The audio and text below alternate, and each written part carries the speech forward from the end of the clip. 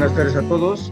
Agradecer al Ateneo pues, la posibilidad de esta presentación, a María, que nos va a hablar de su padre, un pintor del que estoy absolutamente prendado, y le he insistido bastante y al final aquí estamos.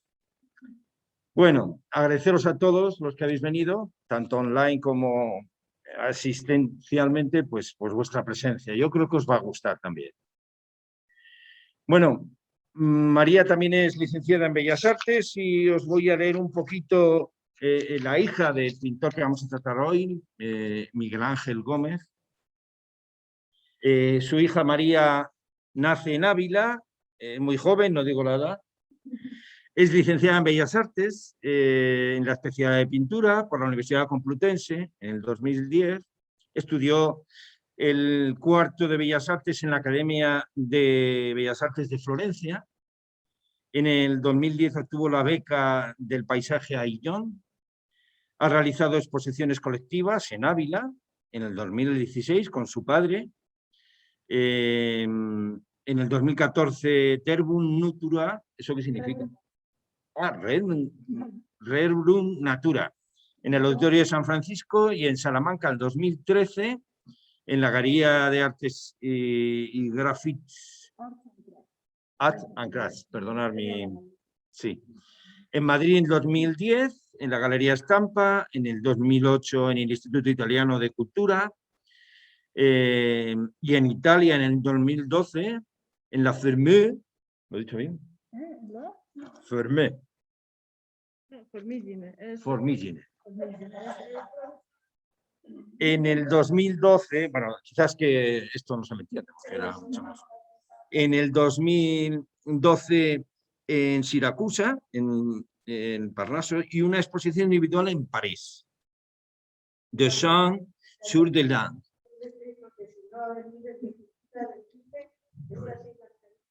No, bueno, pero hablando aquí no pasa nada.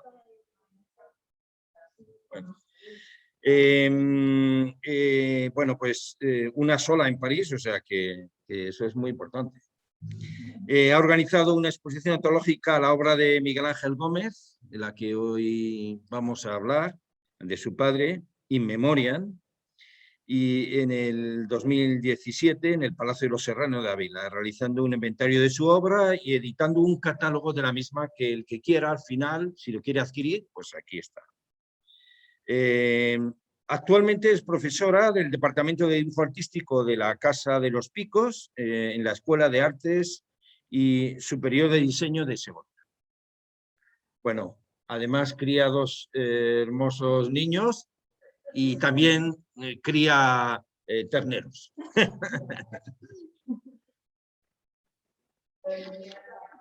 Bueno, según la galerista y crítica de arte Avelina Lesper, el verdadero artista es como un científico. Necesita toda una vida de duro trabajo, a veces placentero, a veces doloroso. Miguel Ángel Gómez nace pintor. Se perfecciona con la práctica del dibujo desde la adolescencia y con el estudio de la composición escénica, los colores y los diferentes materiales. Su producción no es el resultado de la improvisación como en el arte moderno. Miguel Ángel Gómez nos salva al gran público de la mediocridad y de la farsa de lo que actualmente nos exponen como arte. Si Aristóteles decía que el arte es un proceso de creación razonada, este alcanza las cotas más elevadas de expresión estética y comunicación emocional con el dominio técnico del medio elegido. En el caso de Miguel Ángel Gómez, a la maestría en el dibujo se le une el perfecto conocimiento de los colores, en el paisaje, el retrato, en las escenas urbanas. Solo un genio es capaz de explorar en el expresionismo abstracto, el cubismo, o aplicar técnicas como el collage en cartón con relieve y realizar obras maestras en todos sus estilos. La obra de Luis Miguel Gómez no necesita un contexto, ni una explicación, como necesita el arte moderno. Se sustenta por sí mismo. Él no ha fracasado con sus cuadros como tantos creadores actuales sin oficio, aunque tengan el reconocimiento del mercado, de los críticos y las galerías, a cuyos brazos se echan las instituciones y las concejalías de cultura. En un mundo de egocéntricos, artistas del sistema, como lo llama la galerista citada, y yo llamo decoradores, Miguel Ángel Gómez tuvo además otras cualidades propias de los verdaderos genios: la humildad, la falta de ambición económica y, por lo tanto, el de no saber venderse, sino pintar. Nos queda su obra, de momento almacenado en un cuarto oscuro, pero que estoy convencido que pronto lo hará en una exposición permanente en uno de los numerosos palacios rehabilitados de su ciudad natal, Ávila. Se lo merece. Ya doy paso a María. Bueno, buenas tardes y muchas gracias por su presencia y a Ricardo por esta bonita presentación. Y bueno, pues como él ya me ha presentado, ya saben, soy María y soy la hija de Miguel Ángel. Y bueno, he venido, pues sí, a presentar la obra de mi padre, que es la primera vez que hablo de su obra en público. Me ha costado mucho. Bueno, aceptar la invitación de Ricardo menos, aunque quizá me lo hubiera debido pensar 2 veces y en ese caso me hubiese costado más aceptarla. Sobre todo estos días, mientras preparaba esta presentación, me daba cuenta de la dificultad que entraña, porque aunque es un gran honor estar aquí y poder contar primero con su interés y también, pues eso, dar a conocer la obra de mi padre, es una gran responsabilidad. Y me parecía que, reflexionando sobre las cosas que les quería transmitir y lo que quería contar, pues me daba cuenta eso de la dificultad que tiene hablar de la obra de alguien que es tan próximo a uno y que no es la propia obra, porque al final cuando es la obra, yo como pintora también casi me costaría menos hablar de mi obra. Al final uno cree que se conoce a sí mismo un poquito y sabe más qué decir, ¿no? Pero poner palabras a la obra de otro y además cuando yo creo que en el caso, vamos, hay en casos que a lo mejor sí que una obra necesita un discurso que la apoye, que la sostenga, pero creo que en el caso de mi padre es una obra que habla por sí misma y entonces ponerle palabras me costaba mucho, me resultaba muy difícil. Así que bueno, voy a intentar hacer lo mejor posible de esta situación y que disfruten de la obra de mi padre como disfruto yo cuando la veo, como disfruta Ricardo, y recordándole, claro, para mí es un privilegio bueno, que haya sido mi padre. Entonces, bueno, vamos a ver. Voy a empezar, bueno, por introducirles un poco quién era y de dónde venía, ¿no? Mi padre nació en Ávila en 1945 y, bueno, siempre demostró una gran afición por el dibujo desde niño, pues bueno, jugaba como entonces, ¿no? Como todos los niños en las calles y luego en casa y en el colegio o en la escuela, pues se pasaba el día dibujando. Dibujaba indios y vaqueros para sus compañeros que le pedían dibujos como quien pide a un mago un truco de magia, ¿no? Y él siempre ofrecía lo que tenía, que era ese don de dibujar y siempre, bueno, y hay compañeros que todavía guardan dibujos de la escuela, ¿no? Entonces, bueno, él yo creo desde niño siempre ha dibujado y era su gran pasión y además, pues eso, se entregaba al dibujo pues como si no le quedara otro remedio. O sea, que era, bueno, pues algo que a lo mejor él no eligió, que le vino dado, ¿no? Y bueno, sí, sí, sí. Y bueno, pues de jovencito él, bueno, era un mal estudiante, en el instituto no terminó el bachillerato y entonces pues empezó a ilustrar algunas, bueno, primero de más niño quizás ilustraba crismas para vender también a editoriales y luego empezó a dibujar para las novelas de bolsillo, sobre todo del oeste, que son estos dibujos que ven aquí, son muestras de el que está, el que es a lápiz es un boceto porque él entregaba los originales y el que está,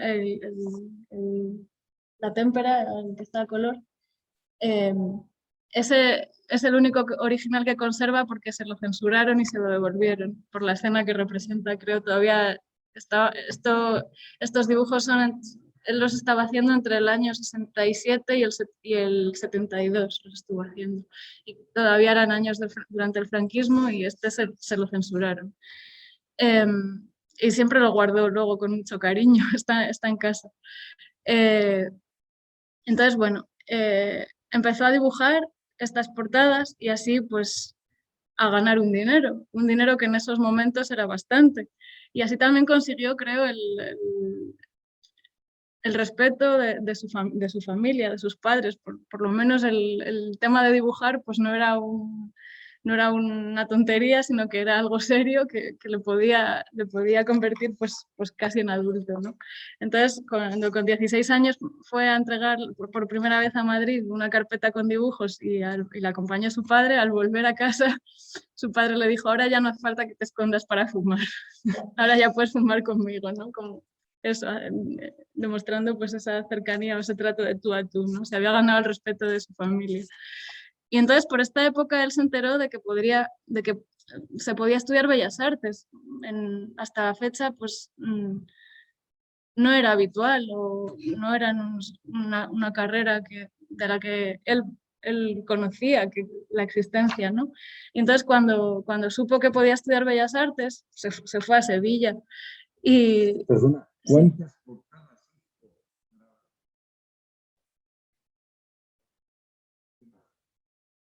sí, pues las editoriales, él trabajó sobre todo con las editoriales Bruguera y Royal, pues cerca de 200. No las firmaba, salvo a veces con el seudónimo Ávila, como se puede ver aquí, o en algunas pone Martín. Miguel Ángel Gómez, su segundo apellido era Martín, pues en algunas pone Martín. Creo que también él quería guardar un poco su identidad, porque como en estos años empezó a estudiar Bellas Artes, los compañeros estaba mal visto que él hiciera estos trabajos. Les parecía a ellos poco digno o poco noble dentro del mundo del arte, pues venderse así a las editoriales y vender así sus dibujos, ¿no? No era un arte con mayúsculas, era pues una cosa, pues ilustraciones con fines de poder pagar los estudios y de... Eso es. Pero bueno, entonces él ocultaba un poco su identidad detrás de estos dibujos, aunque hizo muchísimos. Y de hecho, bueno, estos son de él. Aquí se ve la firma de Ávila. Y en algunos sí que dentro, donde pone el año en que se imprimieron y la imprenta y tal, sí que pone que son de él, en otros no. Aunque se reconoce la factura. Y además se ve una evolución a lo largo de esos 5 años en que él estuvo dibujando las portadas, en el 72 lo dejó, pues se ve una evolución, por ejemplo aquí, estas son de las últimas, estas dos, como incorpora ya elementos más plásticos y de un color más lírico, ¿no? O sea, el caballo azul, ¿no? Las sombras violetas. Estos elementos ya se ve ahí un pintor, ya no se ve tanto al ilustrador, quizás, ¿no? Y bueno, pues solamente he traído unos ejemplos de algunas, pero hay muchas. Todavía seguimos encontrándolas, a veces buscando en todo colección, ¿no? Buscando, encontramos más porque él guardó solamente unos poquitos ejemplares de algunas y nada más. Entonces, bueno, mientras hacía estas portadas, estudiaba Bellas Artes en Sevilla y de esa época son estos cuadros que les quiero enseñar ahora. Este es del año 67 y lo tituló Ranas de agua bendita. Él tenía siempre un aspecto así muy crítico con la sociedad, con la política, con el poder, ¿no? Y eso es una constante a la que de vez en cuando vuelve en su obra. Y yo creo que esta es la primera así un poco eso, pues más crítica o más irónica, ¿no? Y esto claro, este cuadro es también del año 69, se llama La pajarera, recuerda un poco a Los Miserables, ¿no? A Víctor Hugo, esos ambientes, ¿no? Esa sordidez, así. Yo no sé si... Sí. Mm. También quizás se ve la influencia de Goya, ¿no? De la pintura española. Sí, aquí está. Esto es las malas artes y la baraja, creo que se llaman estos dos. También son del año 69. Durante estos años él, en el 68, empezó a estudiar en Sevilla y estuvo allí durante los primeros cursos de los 5 que formaban parte de la carrera de Bellas Artes. Después de estos 3 primeros cursos decidió trasladarse a la Facultad de Bellas Artes de San Jorge de Barcelona. Y bueno, este también es de la época de Sevilla. Y este es un autorretrato de esa época también. Este es del año que creo en que estuvo en Barcelona ya. Y se fue con otro compañero de Bellas Artes de Sevilla, se fueron los dos a Barcelona, y porque allí también estaban las editoriales para las que él dibujaba y bueno, le parecía, supongo, cómodo y luego pues buscando a lo mejor algo diferente, porque siempre estuvo buscando algo, ¿no? Y, y bueno, entonces estuvieron en Barcelona ese año y después dejaron los estudios los dos. Y aquí hay una etapa en que estas son las últimas pinturas de esta etapa. Una hermana de mi padre habla de la semejanza con el Greco. Empieza a pintar, estos son los retratos de sus padres, de su madre y de su padre. Las figuras como pues muy estilizadas, incluso temas religiosos, ¿no? Y es una época de búsqueda interior, ¿no? Al final, por eso creo que se da ese abandono de los estudios de Bellas Artes y con ese amigo suyo, con Emilio Sújar, pues se van los dos, bueno, mi padre hizo unas marionetas y se fueron los dos de titiriteros con un burro por los de España. Entonces el viaje empezó en Ávila y terminó en Málaga. Y en el momento en que, bueno, terminó por decisión de ambos ese periplo, ¿no? Porque decidieron que, bueno, pues que para los dos ya había sido suficiente de aventuras y que necesitaban enderezar un poco sus vidas. Y hicieron un pacto por el que, bueno, mi padre se iba a alistar en la Legión en Ceuta y su compañero se iba a alistar en la Marina. Y entonces cada uno se separaron en ese momento y cada uno se fue por su lado. Emilio creo que no le permitieron alistarse porque tenía problemas oculares y mi padre estuvo en la Legión durante 2 o 3 años en Ceuta. Y en esos años pues se sacó el bachillerato y bueno, y consiguió pues esa disciplina que él creía que a lo mejor le faltaba, ¿no? Endureció un poco el carácter y las maneras, ¿no? Bueno, pues una cuestión de formas, ¿no? Pues pensaría que le venía bien, ¿no? Y entonces él mismo, según también me contaba después, claro, bueno, una vez que falleció mi padre, me contaba mi tío, porque mi padre de estas cosas no hablaba, pues decía que o me hago monje o me voy al ejército, y al final pues se fue al ejército. Entonces, bueno, a la vuelta de esos 3 años, cuando ya consiguió sacar el bachillerato y decidió pues, que terminaría los estudios, pues volvió a la pintura pues, con mucha intensidad. Hasta el momento quizás, bueno, y luego es una constante también en toda su obra, su trabajo está muy marcado por esa tendencia o por esa vertiente del mundo de la ilustración y de la pintura. Y siempre ilustración y pintura se van alternando o se dan la mano, ¿no? En su obra. Entonces, en este momento él se vuelca en la pintura. Yo creo que abandona un poco la ilustración, mira más a los clásicos, mira, por eso supongo el tema de la fragua también, ¿no? Como Velázquez. Entonces en esta época pues pinta mucho, expone en la Galería Botticelli de Madrid durante creo que 3 años, termina la carrera de Bellas Artes y se presenta a varios concursos, gana el premio Valdés Leal con un cuadro de Ávila en invierno, Ávila nevado. Ese cuadro no tengo fotos porque no se quedó en Sevilla, creo, y algunos otros concursos también ganó en esta época. Este es un retrato también del año 76 de Javier Paradinas, un amigo suyo, pintor, también paisajista.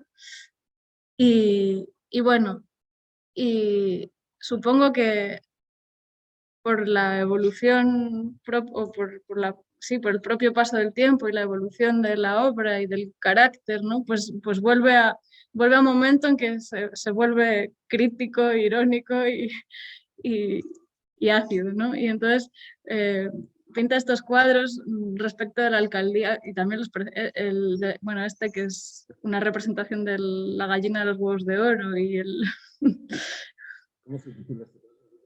la alcaldía. Y lo presentaba a un concurso en Ávila y representaba además la alcaldía de Ávila. Era una osadía en ese momento, ¿no? Claro, llevándose las arcas, llevándose todo. Sí, pues están los obispos, los militares, están, bueno, pues todos, ¿no? Las señoritas de la mantilla. Y bueno, pues debía de estar muy enfadado con todos cuando hacía estas cosas y luego, bueno, luego se le volvía a pasar y yo creo que además su antídoto era siempre el paisaje. Entonces, cuando estaba muy enfadado o cuando empezaba ya pues eso, a protestar pintando, pues luego se apaciguaba en el paisaje, ¿no? Y entonces, María, sí, ¿no crees que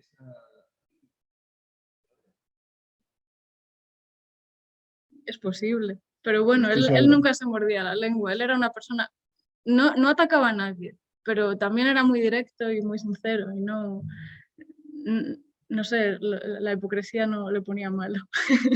Entonces, bueno, quizá por eso, claro, pues vivió como vivió y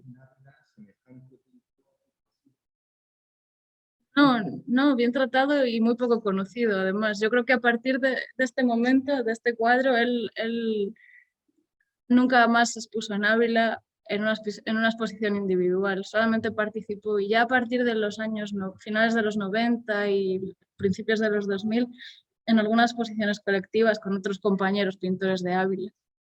Entonces, bueno, cuando él falleció y hicimos una exposición en Ávila sobre su obra, la gente se sorprendió muchísimo porque no lo conocían. Realmente él era de Ávila, pero era un gran desconocido. Pero bueno, nadie es profeta en su tierra, como se identificaba también quizás con Santa Teresa por esta razón. Porque... Sí. Estos dos son, no, yo creo que son de los mismos años, estaba ya en Ávila, del 76, son los dos del 76. Ajá, sí, pues, no lo sé, no lo he encontrado.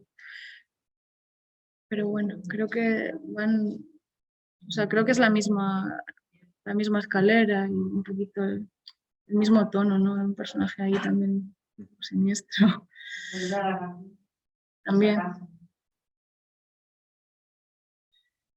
Bueno, entonces, un poco después de esto, él, bueno, como les decía, que también era una época así de mucha actividad pictórica, de muchas exposiciones y tal, decide emprender un viaje a México para exponer allí.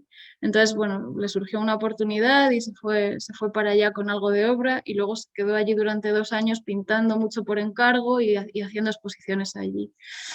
Entonces, este autorretrato es de esa época de México. Y en México creo que sí, creo que sus cuadros vuelven a coger mucha luz, mucho colorido, o sea, se vuelve a llenar de una alegría pues, que yo creo que luego también es recurrente en su obra. Yo creo que en la obra de mi padre siempre se ve un gozo, ¿no? Por pintar, por la vida, y creo que algo de eso trajo de México.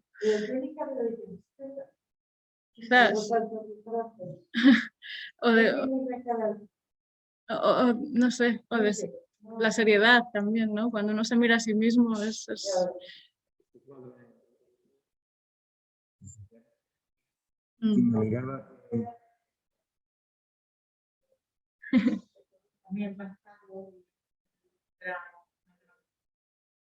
Sí. Ahora les enseño alguno más de México. Ahora es que, ay, ¿cómo vuelvo? Es que... es que estaba aquí uno de México junto a los paisajes. A ver, ahí, este es de México también. Ven ahí esos, ¿no? El colorido que decía yo, ¿no? La luz, esas sombras violetas, las casas, sí, el rosa, el amarillo, ¿no? Como todo se contagia, ¿no? De ese colorido. Y volvemos al punto donde lo dejamos.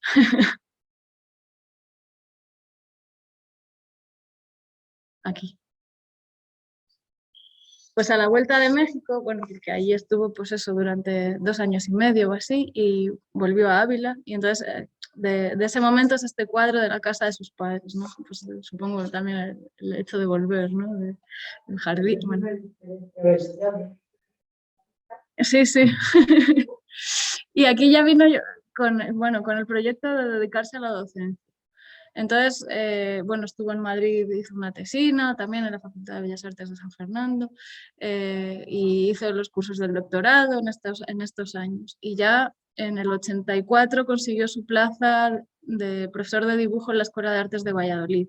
Y desde entonces pues residió y trabajó en Valladolid siempre durante el curso escolar, de septiembre a junio, y en el verano pues siempre iba a Ávila, siempre volvía, ¿no? Volvía a la patria, ¿no? Este cuadro es también del año 81, 82, y es la Feria de Ganado de Ávila, que es algo que ya ha desaparecido. Es un cuadro de gran formato, tiene como 2 metros por 1,5 metros o algo así. Sí, sí, sí, sí. Es impresionante. Y es un documento también de una época y de algo que sucedía en Ávila todos los viernes, que ya ha desaparecido, ya unos pocos años después ya nadie sabe cómo era aquello, ¿no? Entonces también, bueno, el valor documental de este cuadro es grande.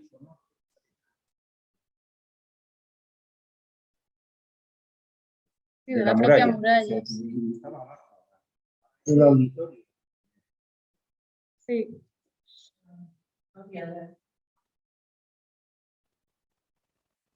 Y este también, bueno, son quizás escenas así más costumbristas, ¿no? Este era el reflejo de una cafetería muy conocida en Ávila, el Pepillo, donde se hacían tertulias en la Plaza de Santa Teresa, en el Mercado Grande.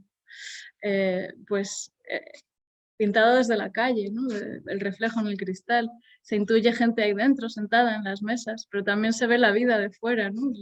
Las fachadas de los edificios de la plaza, la gente en la calle.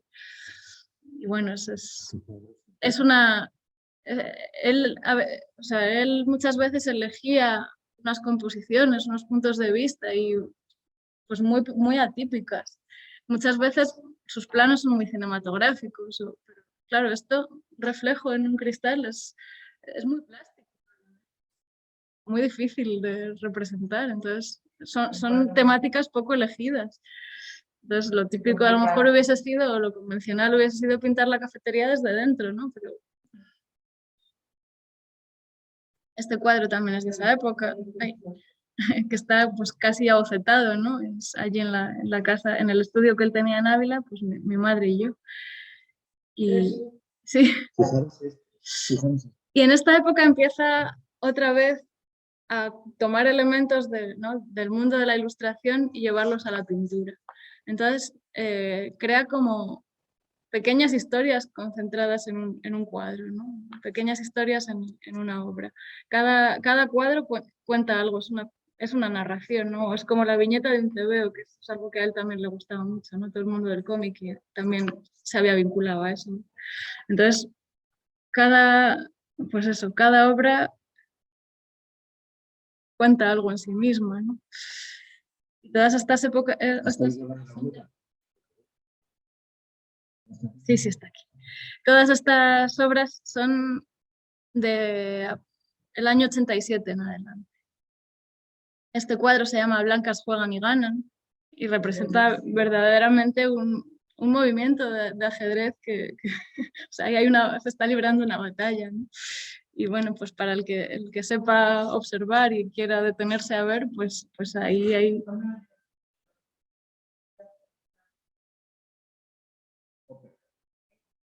Sí. También, ¿verdad? Y siempre además juega con los reflejos, como habíamos visto en este cuadro, ¿no? Pues aquí es algo que se vuelve a repetir, tanto en el tren, vemos las caras de los personajes en el reflejo de la ventana, aquí también vemos el reflejo en las gafas de sol, aquí también hay un reflejo ahí en la ventana. Y yo creo que esto también es algo, bueno, las escenas pueden ser muy americanas o de Hopper, pero el tema del reflejo también es algo muy español y muy de Velázquez, por ejemplo. Sí. También creo que se ve que en él había un gusto por lo clásico y por aprender de los maestros, ¿no? Este es otro autorretrato. Este también es un autorretrato suyo del año 87. Y también detrás de él está este cuadro en el autorretrato, si lo ven. Ahí está el paraguas, la figura, ¿no? O sea, es él también delante de su obra, como otro reflejo, otro guiño, ¿no? Y bueno, luego la factura pues también contrasta mucho, ¿no? Cómo ha trabajado todo el retrato, el rostro, ¿no? Con respecto al fondo y a la camisa, que está sin pintar, es el color del lienzo, es el propio color de la imprimación del lienzo. Estos cuadros también son de estos años. Y aquí ya pues se ven estas composiciones que recuerdan mucho al cine, ¿no? a planos cinematográficos, incluso en el movimiento, ¿no? Este cuadro, ¿no?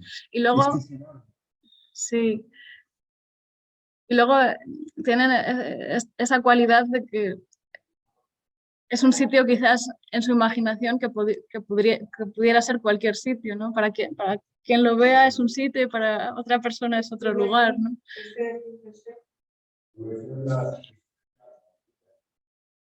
Claro, sin embargo, quien haya vivido en Valladolid podría decir que es el Paseo Zorrilla. Yo creo que es un poco la magia también de estos cuadros. Aquí está el Paseo de Valladolid. Yo creo que es un lugar compuesto de muchos lugares, ¿no? Al final.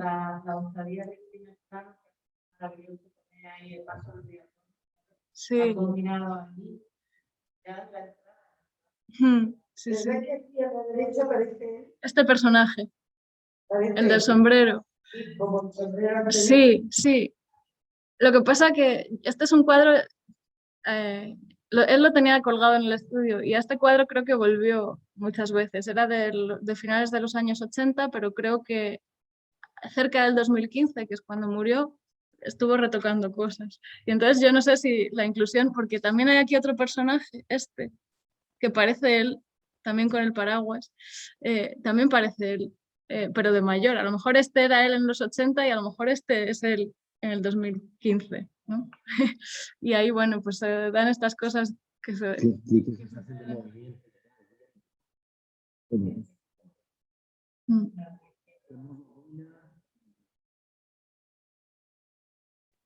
Se puede, sí se puede acercar. Sí.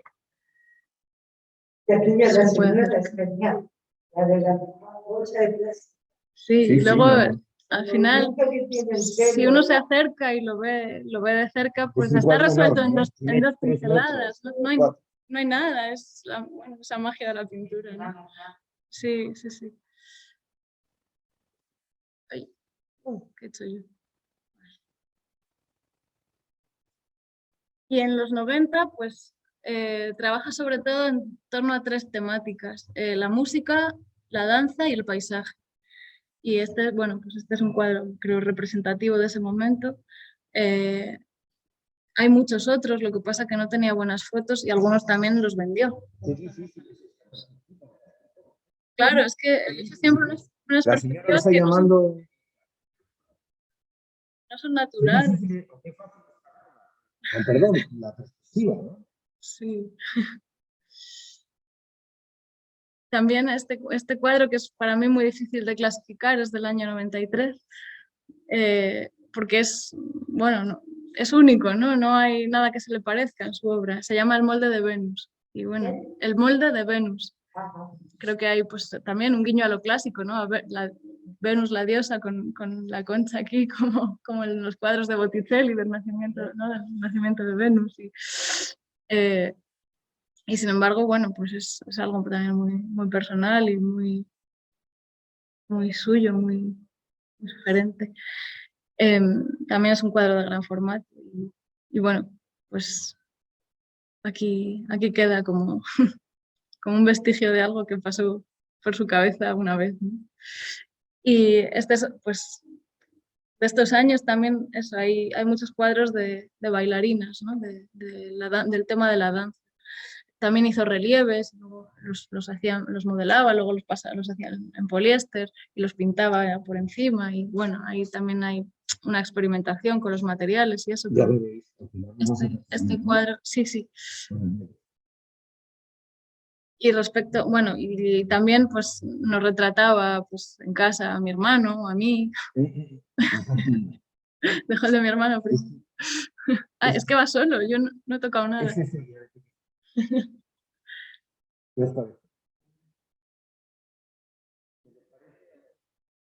También tiene ese trabajo, sí, sí, ese trabajo así muy gestual, muy de resolver rápido y con poco, ¿no? Y el lienzo igual, respira por todo el cuadro.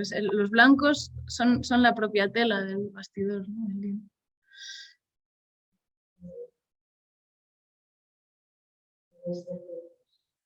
Él lo llamó Soleá, era muy aficionado al flamenco, al cantejón. Pues por esta época nació mi hermano pequeño, que somos 3, entonces pues podría ser. Sí, yo creo que sí. Aunque a lo mejor esa escena nunca se dio. Y este pues también se llama En el tren y bueno, es una escena que él nunca vio, o sea, creo él nunca vio, excepto no pasa nada, no se preocupe.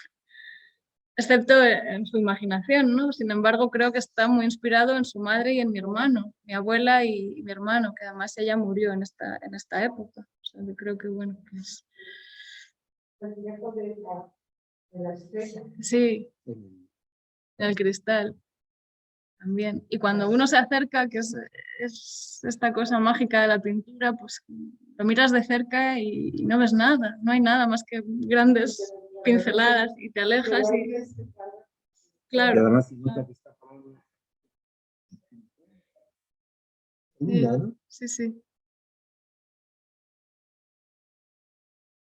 Uy, perdón. Ah, upa.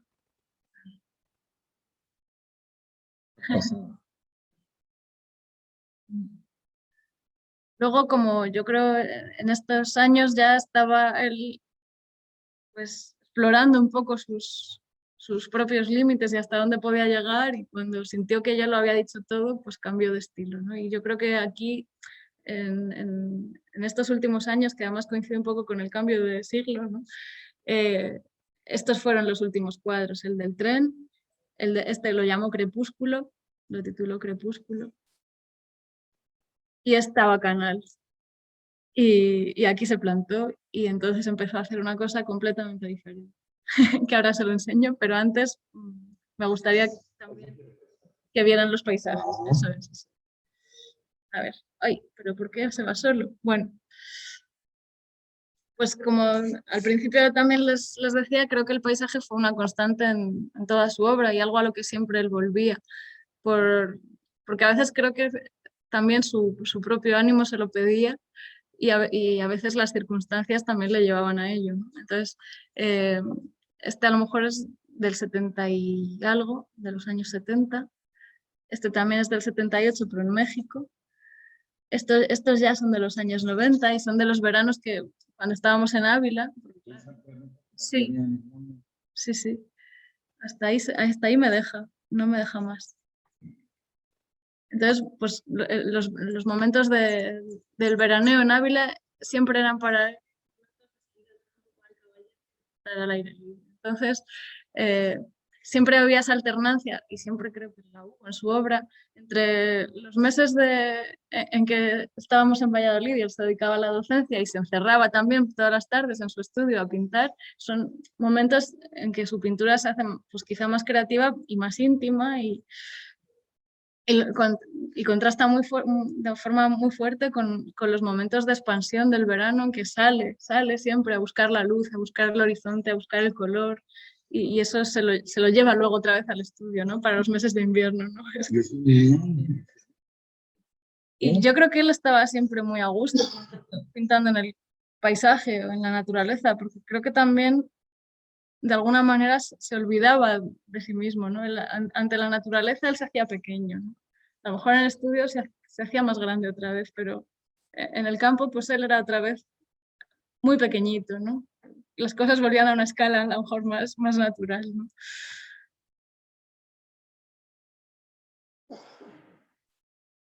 Muy bonito, sí. Y luego este sí que está muy trabajado, cuando uno mira esa lejanía y casi se intuyen todos los pueblecitos y todas las... Sí, de esta hora caliente, ¿no? Del mediodía y haciendo paquetes de forraje. ¿No? No, no. Solamente hemos expuesto, después de que él falleció, una exposición antológica con una selección de la obra suya de todas las etapas, y que fue en el 2016. Él falleció en el 2015 y esta exposición se hizo en el 2016. Desde entonces, bueno, luego hemos hecho otra exposición pequeñita de paisajes también en Ávila, en el Colegio de Arquitectos, y ya está, y no hemos hecho más exposiciones. Habrá que volver a hacerlas, habrá que mover esta obra, pero bueno, de momento no, como decía Ricardo, está dormida en un cuarto oscuro.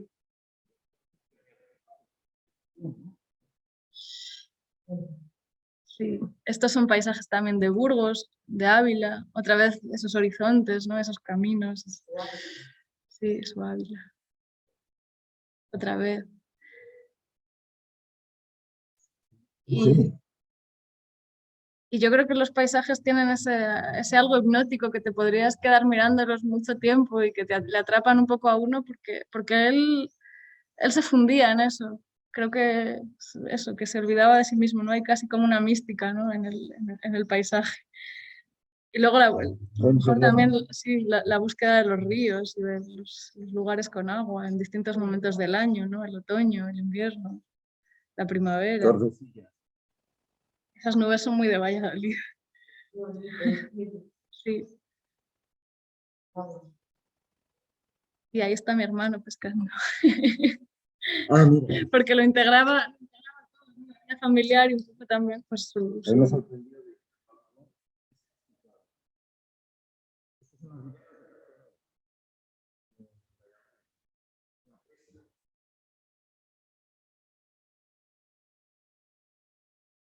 Sí.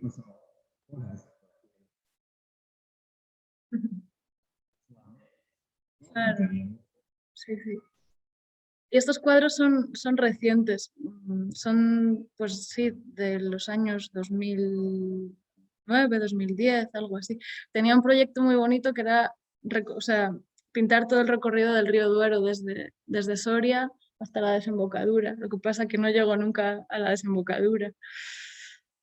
Y esto pues es Bonilla de la Sierra, en Ávila. Este es también, este es de la primavera del 2015, o sea que este será uno de sus últimos paisajes. De la primavera del 2015, será uno de sus últimos paisajes.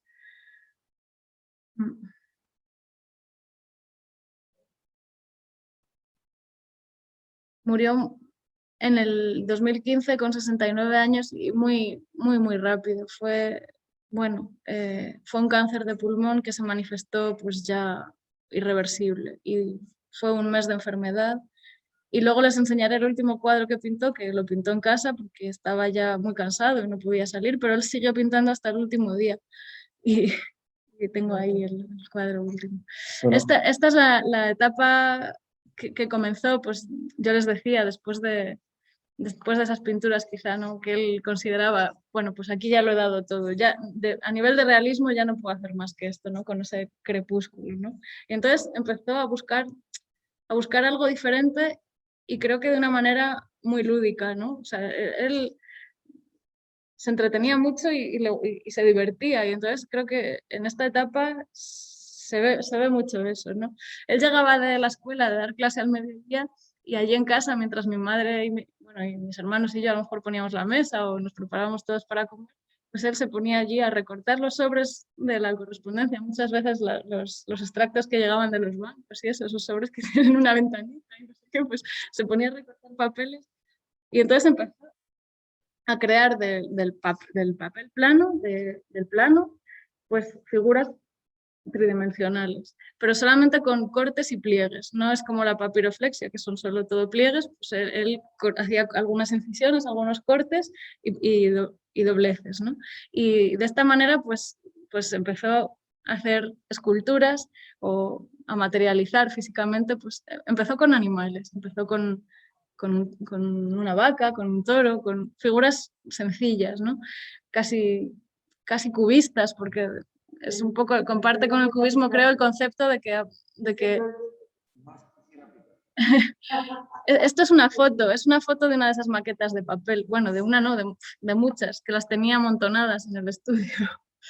Pues creo que comparte con el cubismo el concepto, ¿no? De que desde un punto, o sea, de que una sola obra puede contener varios puntos de vista, ¿no? Y aquí se mezclan, ¿no? Pues la posición, o sea, sí, la posición de las cabezas con respecto a las patas, o eso, pues no es muy literal, pero se entiende Pero esto perfectamente la forma del animal. lo va a llevar. Claro, y entonces empezó a recortar y a jugar así, a crear estas figuras que luego él utilizaba como modelos para pintar. Entonces, y a veces decía, como no puedo hacer estas esculturas de 2 metros de chapa, pues voy a pintarlo en 2 metros, ¿no? No podía crear su mundo así gigante, pues hacía luego las pinturas. Entonces, bueno, aquí hay como estudios, ¿no? de estas figuras en distintas composiciones, vamos, diferentes usos del color, siempre ya de una manera pues, más plástica, más libre, ¿no? Introduce muchas texturas. Y bueno, pues Pero estos qué estudios dan lugar luego a este cuadro, ¿no? Por ejemplo, que este es un cuadro de 2 metros por 2 metros y se llama 4 toritos 4. Empiezan estos años, que es pues eso, en torno al 2003, 2004, cuando empieza a desarrollar más estas figuras, a utilizar esta firma que también representa la muralla de Ávila con los torreones y un arco. Entonces es la M de Miguel Ángel, la A es el arco y la G es un arbolito ahí. Y lo introduce en casi todos los cuadros de una manera o de otra, ese anagrama. Bueno, ahí aquí he traído... No, ¿dónde está la foto de la gira? Ah, pues no sé qué ha pasado conmigo. Bueno, pues creaba estas maquetitas de papel y luego pues daba lugar a estas composiciones, ¿no? Que ya es algo pues eso, muy diferente y quizá también mucho más sugerente para él, o más libre a la hora pues, eso, de jugar con los materiales, de introducir texturas, de no agarrarse tanto a algo realista, ¿no? Sino, bueno, ahí poderse desplayar más. Y estos galgos, pues esto es un collage, está hecho todo con recortes de papel, trocitos de papel. Uy. Y de los animales, pues pasó otra vez a la figura humana y siguió haciendo pues maquetas y cada vez se hacían más complejas. Y luego, bueno, aquí vuelve a aparecer su anagrama. Y bueno, luego también siempre hay una preocupación por tratar la obra como un todo y aunque él ya haya resuelto cómo va a componer y a dibujar esas figuras que se recortan en el papel y crean esa ilusión de tridimensionalidad, pues todavía tiene un fondo que es un reto, ¿no? En el cuadro, y entonces introduce pues estos módulos en perspectiva. O sea, para él había siempre un reto y algo nuevo que introducir o que aprender en cada cuadro, ¿no? Y creo que parte de esa idea de tratar el cuadro como un todo, ¿no? Como algo complejo, como, bueno, pues no he resuelto las figuras y ya el fondo que sea como sea, ¿no? Pues no, pues también tiene que estar a la altura, ¿no? Y siempre creo que lo cuidaba todo mucho. Y entonces, bueno, pues sus maquetas cada vez se fueron haciendo más complejas. Y aquí, por ejemplo, hizo una maqueta de las Tres Gracias. Y luego hizo muchos estudios en acuarela o dibujos con tinta, con plumilla, con óleo también, como este.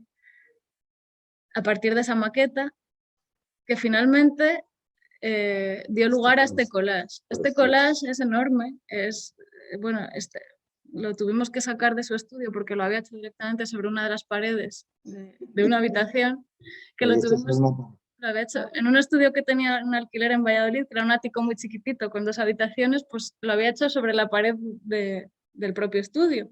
Entonces, bueno, mi hermano, que es restaurador también, y pues lo tuvo que sacar de allí. Y luego se lo llevamos a un amigo suyo carpintero que nos lo prensó sobre unos tableros de madera para poderlo transportar, y fue súper revelador verlo en un espacio grande y poderse, lo que comentaba antes, de alejarse, ¿no? Porque mi padre lo tuvo que hacer siempre cerca, y entonces uno no concibe cómo hacer esto sin distancia. Si no podía ver que los cachos estaban formando estas figuras, yo creo, prácticamente. O sea, en su cabeza tenía que estar todo tan claro que solamente por eso lo podía hacer, porque si no, por distancia y por óptica, no podría.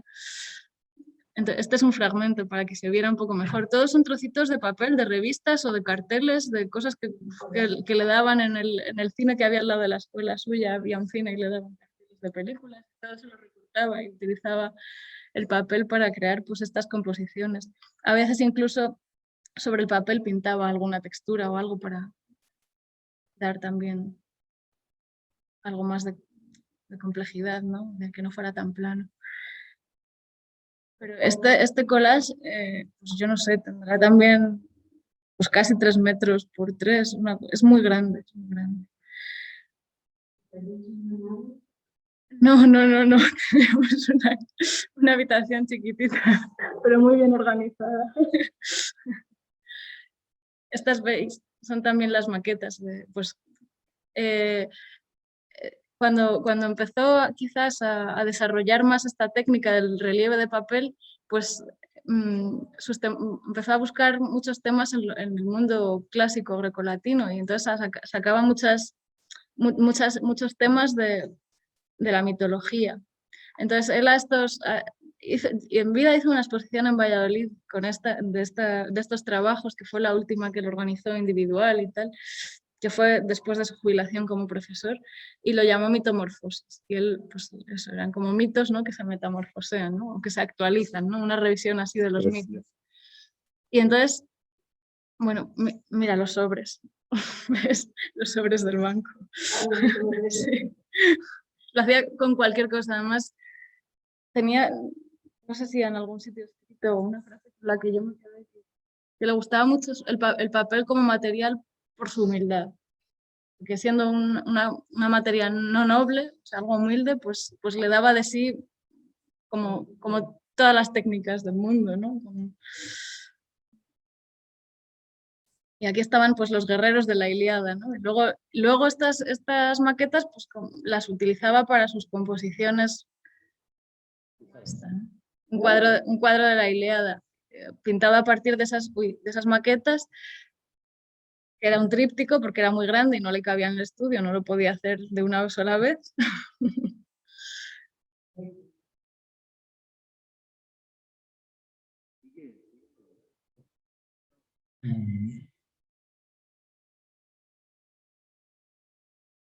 Sí.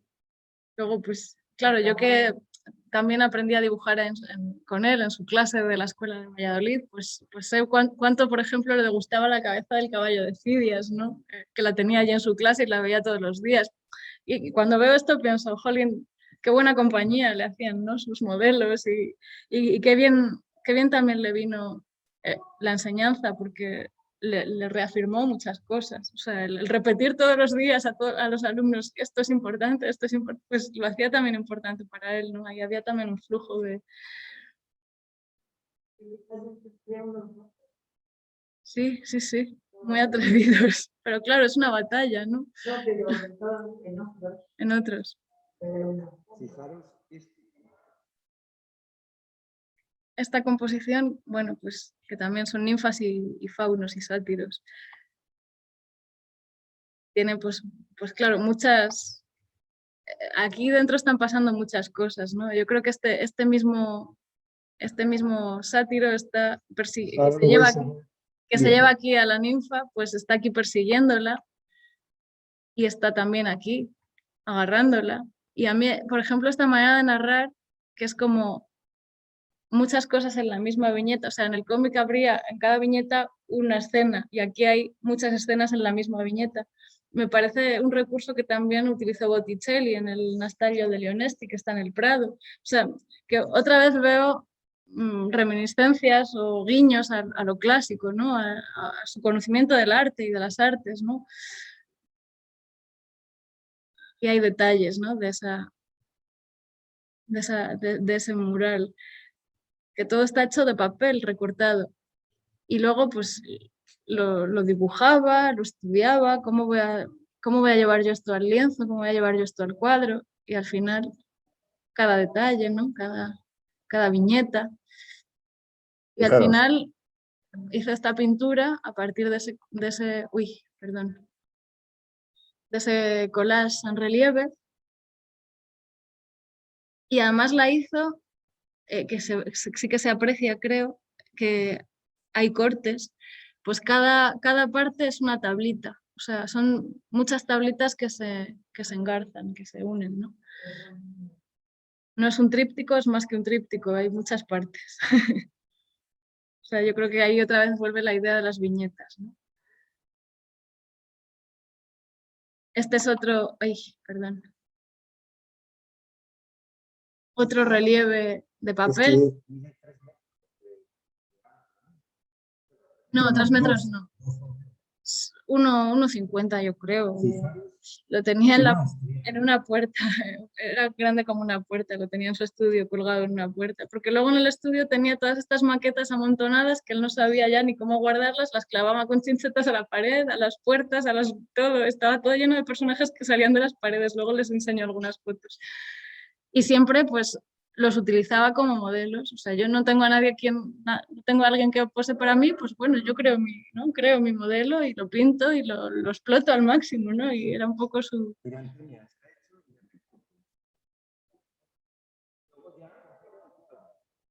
Sí. Y algunas de esas maquetas pues las hice también en chapa o en latón, ¿no? Sí, sí, sí. Entonces, pues he puesto el zapato y los zapatos aquí pintados porque aquí también están, ¿no? Como a pie de página, ¿no? Pero ahí están esos zapatos que él lo había estudiado mucho, realmente, cómo construir ese zapato de una pieza de papel, o sea, de un plano, cómo sacar, ¿no? Cómo sacar ese volumen. También es muy bonito, esta Venus flamenca, llamaba él. Y ahí está, pues la maqueta y luego la pintura al óleo, ¿no? Inspirada en su maqueta. Y aquí lo mismo.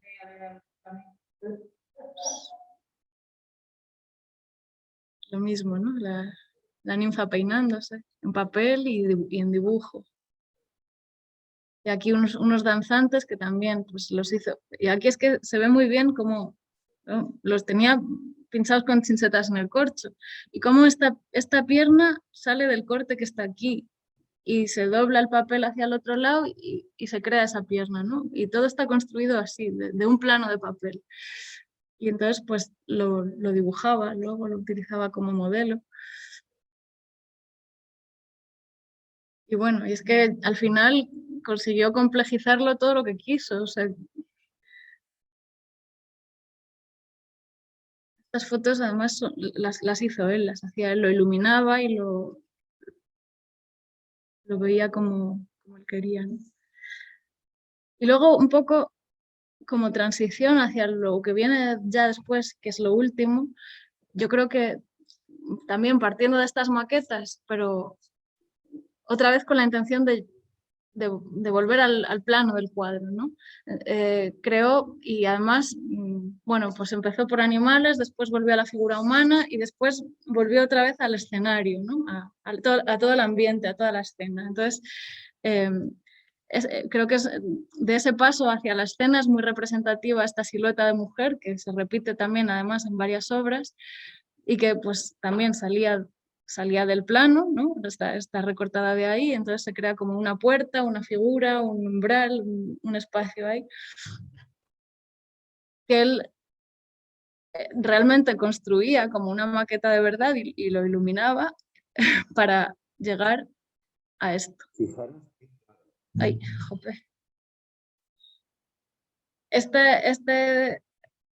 Bueno, se llama habitación de hotel y es esa silueta, ¿no? Esa sombra que se proyecta en el suelo de una habitación que aquí él recreó con una cajita de tinta china, con una cajita de tabaco tapada con ¿no? con un folio como si fuera la cama, y para estudiar esas sombras, para estudiar cómo construir esta escena, porque aunque uno lo tenga en la mente, luego él quería que fuera verosímil. Quizá cuanto menos verosímil es la técnica, ¿no? O más, eso, más grado, menos grado de iconicidad hay entre la técnica y lo que se quiere representar, pues más uno tiene que agarrarse a que eso sea creíble, ¿no? Entonces, cada detalle, o sea, es que si esto, claro, esto es un collage y esto está hecho todo con trocitos de papel. Si lo miras de cerca realmente no hay nada. Entonces, que para que esa representación sea creíble tenía que estar sólido, ¿no? La construcción tenía que ser sólida y él, pues, sí, él lo estudiaba mucho. Pero más quisiera. Bueno, hombre. Probablemente, quizás hubiera quedado Claro. otro estilo, otro vocabulario. Y bueno, y entonces yo creo que él al final, pues creando estas escenas y volviendo un poquito a eso, a esto de la narración en la obra, ¿no? A contar algo en una imagen, pues vuelve un poquito otra vez al tema de la ilustración y recupera incluso de cuadernos antiguos, de bocetos, de cosas que se habían quedado sin desarrollar, sin contar del todo, pues temas y escenas que a lo mejor pues en este momento y con esta técnica pues se vio más capaz de explotar, ¿no? Y entonces de esta última etapa son estos collages, estas escenas.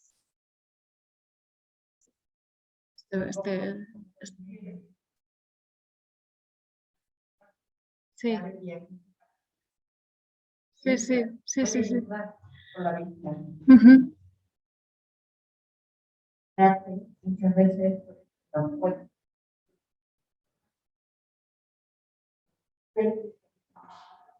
entrar con la vista y el brazo dentro del cuadro.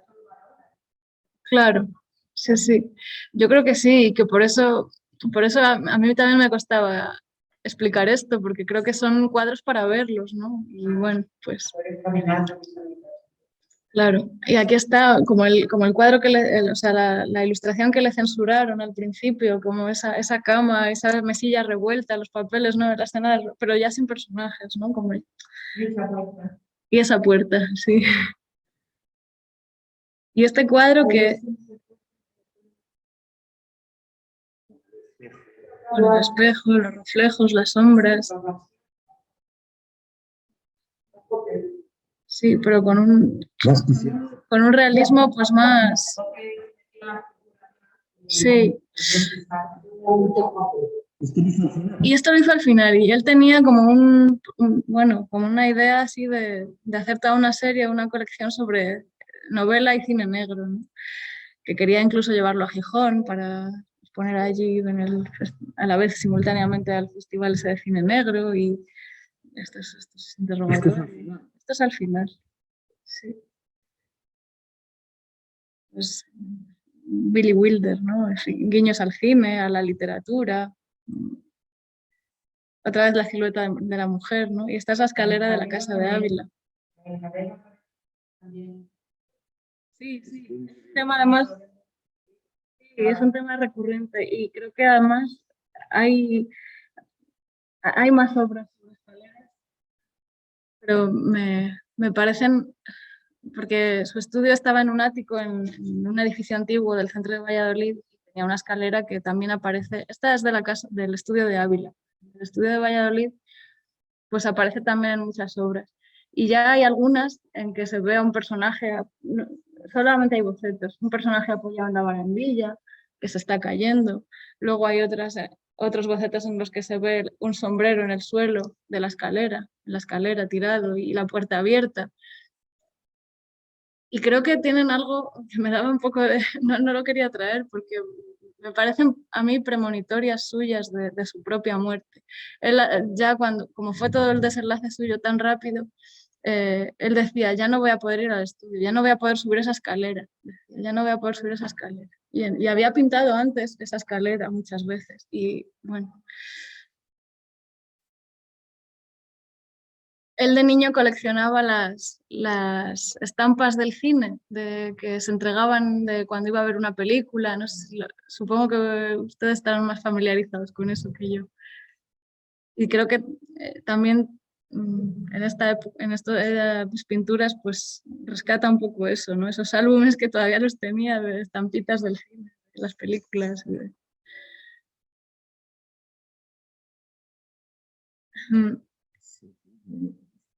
Sí. Y bueno, y entonces ya llegados a este punto, pues bueno, este es el último autorretrato que se hizo, que también es un collage y que curiosamente está construido por el dorso, por la parte de atrás de un lienzo, ¿no? Se ve el bastidor y así como asomándose al bastidor está él, ¿no? Y bueno, sí, me parecía oportuno traer alguna foto del estudio ya llegados a este punto para que vean de verdad cómo hay incluso ese tema de las viñetas o de los tebeos, cómo estaba vivo aquí, ¿no? Cómo aparecen y conviven tantas cosas que parecen que hay una lógica o sea, de la narración, pero que se establece por sí misma, ¿no? Ya por fuerza, porque todo convive ahí, ¿no? Y al final, sí, sí, sí. La puerta parece una viñeta, pero dentro hay otra viñeta, pero luego hay otra y otra y otra, y se van solapando y contándose, pues todas, al final, todos sus personajes, todas sus historias y lo que él fue, ¿no? O sea, era un espacio vivo que creo que representa muy bien quién él era, ¿no? Y lo que era su obra. Sí, sí, sí. Y cómo todos esos personajes aparecían, ¿no? En las paredes y eso, convivía la Madonna de Miguel Ángel con su Venus y con las gracias que dibujaba una y otra vez y con Sorolla sí. Por ejemplo, esto de aquí es un detalle, ¿no? Que se ve ahí y también son las maquetas y se ve cómo están construidas. Es que es como muy legible, ¿no? O sea, lo que ha vaciado por un lado es lo que está por el otro, ¿no? Y otra vez incluso el tema del reflejo y de la sombra, ¿no? Las dualidades esas. Y bueno, y este era el corcho que él tenía en el estudio. Ahí también está el anagrama, ¿no? De Miguel Ángel Gómez.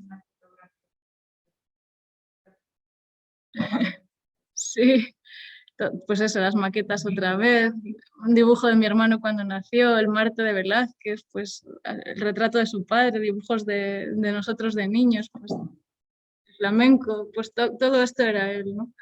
Y al final, bueno, pues, y este era él en su estudio. Y este, que les decía antes que luego se lo enseñaría, pues es su último cuadro que pintó allí en casa cuando ya, pues eso, estaba muy cansado y no podía mucho salir ni nada, pero seguía evadiéndose de todo en la pintura y decía, aquí estoy en la penumbra y buscando esa luz, ¿no? Que entraba por esa puerta. Estoy aquí luchando con la penumbra, decía.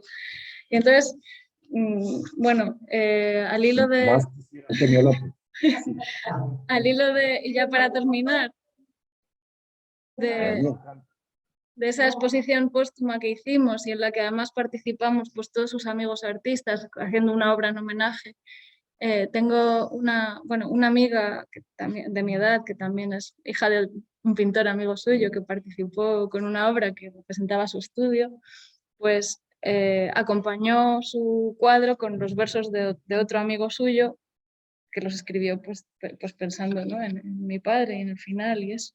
Y quería leerles el poema para terminar.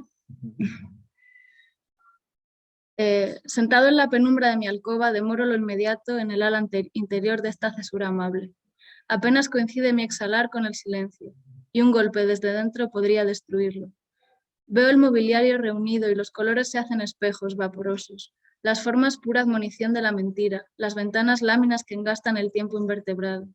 y aunque la luz se agolpa en el cristal para flotar en 1000 briznas por mis ojos, no podría recoger ni una sola con mis nombres, y si mi mano buscara en caricia el haz, lo desintegraría. Pero se vuelcan voces elevadas a lo lejos.